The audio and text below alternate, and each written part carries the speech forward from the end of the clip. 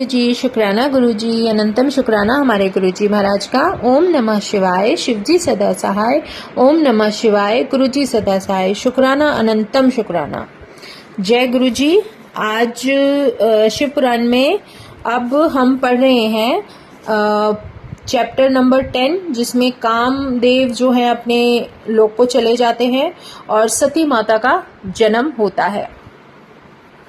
नारद जी बोले, हे ब्राह्मण, शिवजी में आसक्त बुद्धि वाले आप धन्य हैं। श्री शंकर जी के चरित्र को आपने कहा। रति और गणों के सह काम को अपने आश्रम में चले जाने के बाद क्या हुआ, आपने क्या किया, यह चरित्र इस समय मुझसे पूरे विस्तार में कहो। ब्रह्मा जी बोले, हे नारद, ये जो वार्ता है संगत जी, ये ब्रह्मा जी और नारद जी के बीच में ही चल रही है। जो नारद जी को ब्रह्मा जी पूरी डिटेल में सब कुछ बता रहे हैं। ब्रह्मा जी बोले कि हे नारद, प्रसन्नता पूर्वक महादेव जी के चरित्र को सुनो, जिसके श्रवण मात्र से मनुष्य निर्विकार हो जाता है। काम के सपरिवार अपने आश्रम के चले जाने पर अपना मनोरथ अपूर्ण देखकर, मतलब जो उनकी मन की इच्छा पूरी नहीं हुई, तो वो इसलिए क्योंकि कामदेव बिना कार्य में सफल हुए अपने आश्रम चले गए, तो उनका मनोरथ अपूर्ण रह गया, जिसको देखकर मेरे हृदय में बहुत सारा विस्मय उत्पन्न हो गया। मेरा मद भी नष्ट हो गया, मतलब जो मेरे अंदर मुझे एक घमंड था कि मैं ये हर कोई कार्य करवा सकता हूँ, वो मैं नहीं करा पाया, तो मेरा मद नष्ट हो गया। मैं अपने चित्त में बहुत सोचता रहा कि वह विकार रहित निजात्मा योग में तत्पर शंकर जी किस प्रकार स्त्री का ग्रहण करें। हे नारद जी, इस प्रकार बहुत सोचकर मद रहित हो मैंने शिव आत्मा वाले स्वदेव देने वाले हरि जी का भक्ति पूर्वक स्मरण किया और दीन वाक्यों में युक्त होकर उत्तम स्रोतों से युक्त उत्तम स्रोत द्वारा स्तुति की। यह सुनकर भगवान शीघ्र ही मेरे समीप प्रकट हो गए। श्री हरि जी शरणागत वत्सल को बारंबार देखकर नेत्रों में जल भरकर गदगद वाणी से फिर प्रेम पूर्वक स्तुति की। हरि बोले, हे विधे ब्राह्मण, महाप्राज्ञ, हे लोक के कर्ता, तुम धन्य हो। किस लिए मेरा स्मरण करके स्तुति करते हो? तुमको क्या दुख हो गया, वह मेरे सन्मुख कहो, वह सब मैं नाश करूंगा। इसमें विचार करने की आवश्यकता नहीं है। ब्रह्मा जी बोले, इस प्रकार विष्णु का वचन सुनकर कुछ उल्टी श्वास लेकर हाथ जोड़कर प्रणाम कर विष्णु से मैं बोला, हे देवों के देव, हे नामनाथ, हे मान के देने वाले, मेरी वार्ता को सुन कृपा कर दुख को दूर कर सुखी कीजिए। हे विष्णु, रुद्र के सम्मोहनार्थ मैंने सपरिवार मार गण और बसंत के साथ काम को भेजा था। मतलब इसमें ब्रह्मा जी विष्णु भगवान को बता रहे हैं कि कैसे कामदेव को मैंने भेजा था, बहुत कोशिश हुई लेकिन कुछ भी सफल नहीं हुआ। उन्होंने जाकर वहां बहुत से उपाय किए, परंतु वह निष्फल होकर आ गए। समदर्शी योगी को मोह नहीं हुआ, मतलब हमारे शिव को कोई भी मोह नहीं हुआ। शिव तत्व विशारद सर्वज्ञ विज्ञ श्री हरि जी इस प्रकार मेरे वचन सुनकर विस्मित होकर मुझसे बोले, मतलब विष्णु भगवान बोलते हैं, हे पितामह, किस लिए इस प्रकार की तुम्हारी बुद्धि क्यों काम कर रही है? हे ब्राह्मण, यह सब विचार करके सत्य मुझसे कहो। ब्रह्मा जी बोले, हे तात, उस चरित्र को सुनिए। मोहन करने वाली आपकी माया है, जिसके अधीन संपूर्ण जगत है, और वही सुख दुखों को देने वाली है। उसी ने मुझे पाप करने के लिए उद्यत किया। हे देवेश, आपकी आज्ञा से कहता हूँ कि सृष्टि के प्रारंभ में दक्ष आदिक 10 पुत्र उत्पन्न हुए और वाणी के द्वारा अत्यंत सुंदर एक कन्या उत्पन्न हुई। छाती से धर्म, मन से काम, देह से और बहुत हुए। हे हरि, तब उस कन्या को देखकर मुझे मोह उत्पन्न हुआ और आपकी माया से मोहित हो मैंने उस कन्या को कुदृष्टि से देखा। तब उसी समय महादेव जी ने आकर मुझे और मेरे पुत्रों को बहुत धिक्कारा। हे नाथ, ऐसे ज्ञानी योगी भोग हित इंद्रजित परम प्रभु ने अपना सारा जो भी समझ था सबको धिक्कार दिया। हे हरि, मेरे पुत्र होकर सबके सन्मुख मेरी निंदा की, यह मुझे बड़ा दुख है। और वही आपके समीप कहा, हे केशव, वह स्त्री को ग्रहण करे तब मेरे दुख दूर होंगे और मैं भी सुखी हो जाऊंगा, इसलिए मैं आपकी शरण में आया हूँ। ब्रह्मा जी बोले, मुझ ब्रह्मा के इस प्रकार वचन सुनकर मधुसूदन भगवान ने हंसकर संसार को करने वाले मुझको प्रसन्न करते हुए शीघ्र कहा। विष्णु जी बोले, हे विधि, संपूर्ण वेद और आगमों का समस्त परम अर्थ से युक्त संपूर्ण निवारण करने वाला मेरा वचन सुनो। हे विधि, आप संपूर्ण लोकों के कर्ता और वेद के वक्ता होकर महामूढ़ मति कैसे हो गए? मैं मंद आत्मा, जड़ता को छोड़ो, ऐसी बुद्धि भी मत करो। मतलब विष्णु भगवान ब्रह्मा जी को समझा रहे हैं कि आप ये करना तो छोड़ो, इसके बारे में आप अपनी बुद्धि में ऐसी बात भी मत लेकर आओ। तुम स्मरण करो। और उनको याद दिलाते हैं कि संपूर्ण वेद स्तुति के द्वारा उन्हें क्या कहते हैं। हे खल बुद्धि, रुद्र परमेश्वर को अपना पुत्र जानते हो। मतलब उन्हें तुम अपना पुत्र कह रहे हो, जो कि पूरे सबके जन्ना है, मतलब सब कुछ उन्होंने ही इस धरती पर उत्पन्न किया है। हे विधि, तुम अखिल वेद वक्ता होकर भी विज्ञान को भूल गए, शंकर को सामान्य देवता समझकर उनसे द्रोह कर रहे हो। तुम्हारी उत्तम बुद्धि नष्ट हो गई है क्या? ये विष्णु भगवान ब्रह्मा जी को समझा रहे हैं। और तुम्हारे में कुमति का आविर्भाव हुआ। निगम में कहा और कहा हुआ कल्याण को देने वाला तत्व के सिद्धांत यथार्थ निर्णय करके तुमसे कहता हूं, तो उसे सुनो। अब भगवान विष्णु ब्रह्मा जी को कुछ समझाने के उद्देश्य से जो बोल रहे हैं वो समझिए। विष्णु भगवान बोलते हैं, शिव आपके और हमारे सबके कर्ता देने वाले और हरता पर से परे ब्रह्म परम ईश निर्गुण नित्य अनिर्देशीय विकार रहित परमात्मा, द्वैत भाव से रहित अच्युत अनंत ओमकार मम के स्वामी सर्वव्यापक परमेश्वर है। सृष्टि की उत्पत्ति स्थिति विनाश के कारण के तीनों गुणों से युक्त संसार के स्वामी ब्रह्मा विष्णु महेश, इन नामों को धारण करने वाले सत्व रज तम से परे माया से भिन्न निरीह माया की माया को जानने वाले, मतलब जो माया है ना उसकी भी माया को जानने वाले, गुणों से युक्त स्वतंत्र अपने ही में आनंद मानने वाले, मतलब अपने आप ही वो अपने में आनंदित रहते हैं।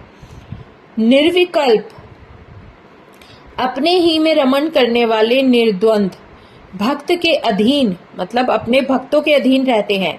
उत्तम शरीर वाले योगी, योग में रत नियम योग मार्ग के दिखाने वाले, गर्व के हरने वाले, मतलब गर्व को हर लेते हैं, उनके अंदर कभी घमंड नाम की चीज नहीं है।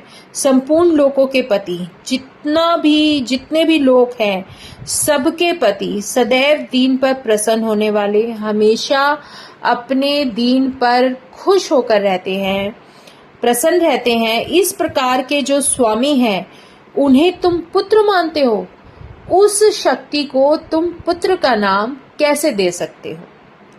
इस अपने अज्ञान को छोड़कर उनकी शरण में जाओ। अपनी ये अज्ञानता छोड़ो और उनकी शरण में जाओ और सब प्रकार आत्मा से शंभु का भजन करो और वह तुमको संतोष देंगे। हे ब्राह्मण, यदि तुम्हारा विचार है कि शिवजी स्त्री को ग्रहण करे तो पार्वती के उद्देश्य से शिव का स्मरण करके तप करो और अपने काम को उद्देश्य करके हृदय में पार्वती का ध्यान करो। वह भगवती प्रसन्न होगी तो तुम्हारे सारे कार्य अपने आप पूर्ण हो जाएंगे। वह पार्वती अवतार लेकर गुण से युक्त हो लोक में किसी की मानुषी कन्या होगी, तब वह शीघ्र ही शिव की पत्नी होगी। हे ब्राह्मण, तुम दक्ष को तप करने के लिए आज्ञा दो। वह पार्वती को उत्पन्न करने के लिए युक्ति से भक्ति पूर्वक तप करे। हे तात, उन दोनों शिव को भक्त के अधीन जानो। वह पर ब्रह्म रूपी अपनी इच्छा से सगुण होते हैं।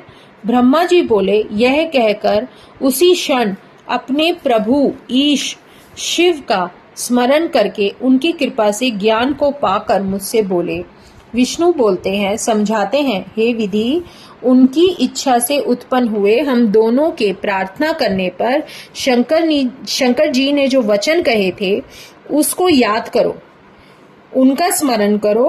वह शंकर जी की माया धन्य है, जिसके द्वारा मोहित हो वह सब भूल गए जो शिव जी के बिना दुख से जानने योग्य है। जब निर्गुण शिव अपनी इच्छा से सगुण हुए, तब मुझको और तुमको उत्पन्न कर अपनी शक्ति में विहार करते हुए, हे ब्राह्मण, तब उत्पन्न करने वाले अव्यय प्रभु शंकर जी ने तुमको सृष्टि करने का कार्य दिया और मुझे उनके पालन का उपदेश दिया। हाथ जोड़कर नतमस्तक होकर आप और हम दोनों शिवजी के समीप जाकर यह बोले थे कि सबके इच्छा से अवतार लेने वाले सगुण रूपों को धारण करने वाले आप ही हैं। इस प्रकार कहने पर नाना लीलाओं में प्रवीण करुणा से युक्त वे शिवजी हंसकर स्वर्ग बना था उसको देखकर बड़ी प्रसन्नता से बोले, विष्णु मेरा ही रूप है। इसी प्रकार विधि से प्रकट हो लोक में रुद्र नाम से प्रसिद्ध होने वाला भी मैं ही हूँ। वे लय करने वाले, मेरे पूर्ण रूप निर्विशेष योगों को करने वाले, गुण के स्वरूप आप लोगों के कार्य को पूर्ण करने वाले, सब लोगों से पूजनीय हैं। विष्णु, ब्रह्मा और शिव मेरे ही रूप है, परंतु विशेषकर हर मेरे पूर्ण रूप है। मतलब जो स्पेशल है वो हरि का रूप है, जो कि उनका खुद ही पूरा का पूरा रूप समाहित है। पार्वती जी के भी इस प्रकार 3 रूप होंगे। ये विष्णु जी ब्रह्मा जी को याद दिला रहे हैं कि क्या क्या हुआ था, तुम भूल कर रहे हो, और ये सब उनको दोबारा से याद दिला रहे हैं कि किस प्रकार उन भगवान ने हमें जो कार्य सौंपे हैं उसकी हमने स्वीकृति दी थी और किस तरीके से उन्होंने हम लोगों को हर कार्य के लिए, हर क्षेत्र के लिए जो सेवाएं दी हैं, जो उन्होंने हमें जिम्मेदारी दी है उसको हमें करना है, और कितने रूपों में हमें विभाजित किया है वो याद दिला रहे हैं। और इसी प्रकार विष्णु जी ये भी याद दिलाते हैं कि पार्वती जी के भी 3 रूप होंगे। विष्णु के लक्ष्मी, ब्रह्मा की सरस्वती और शिव की पूर्ण सती। ये तीनों रूप माँ पार्वती जी के हैं, जो कि अलग अलग रूप में होंगे। शक्ति एक ही है, उसके रूप अलग अलग हैं। विष्णु बोले, कृपा करके महेश्वर जी से यह कहकर अंतर्ध्यान हो गए। उन्होंने बहुत समझाया और उन्होंने ये सब कृपा करने के लिए उन्हें समझाया और अंतर्ध्यान हो गए। फिर अपने कार्य में लगन हम और आप सुखी हो गए। फिर वो अपने अपने कार्य में बिजी हो गए। हे ब्राह्मण, समय पाकर हम दोनों सपत्नीक हो गए और शंकर ने रुद्र नाम से कैलाश पर्वत पर अवतार लिया।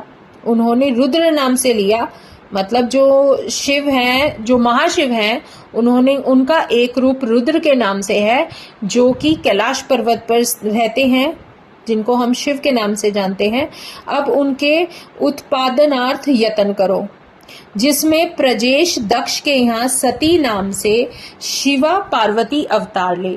मतलब जहाँ पर अब उस माता का जो है, इन्हें तप करके उन्हें मनाना है कि वो शिवा पार्वती वहां पर सती के नाम से दक्ष के यहाँ पर जन्म ले, और अत्यंत करुणा करके इस प्रकार कहकर विष्णु अंतर्ध्यान हो गए।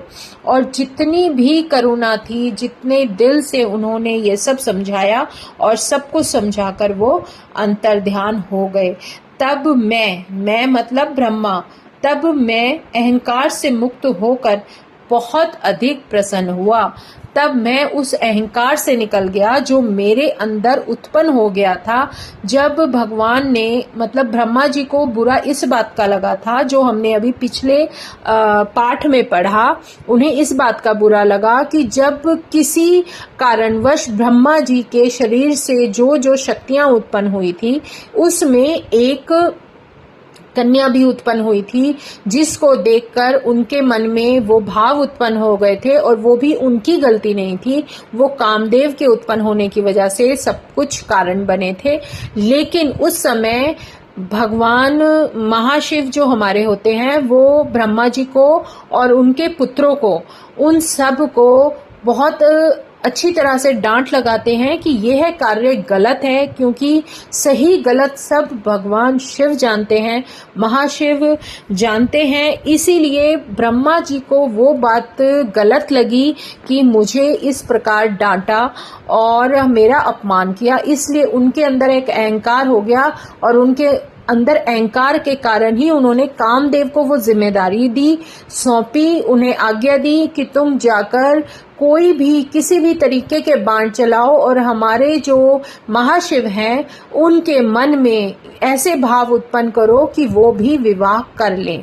लेकिन हकीकत ये है कि जो हमारे महाशिव हैं उनके 3 रूप हैं, ब्रह्मा जी, विष्णु जी और रुद्र, जो कैलाश पर्वत पर जिस रूप में उन्होंने, जिसे हम शिव के नाम से जानते हैं, उस रूप में कैलाश पर्वत पर उन्होंने जन्म लिया।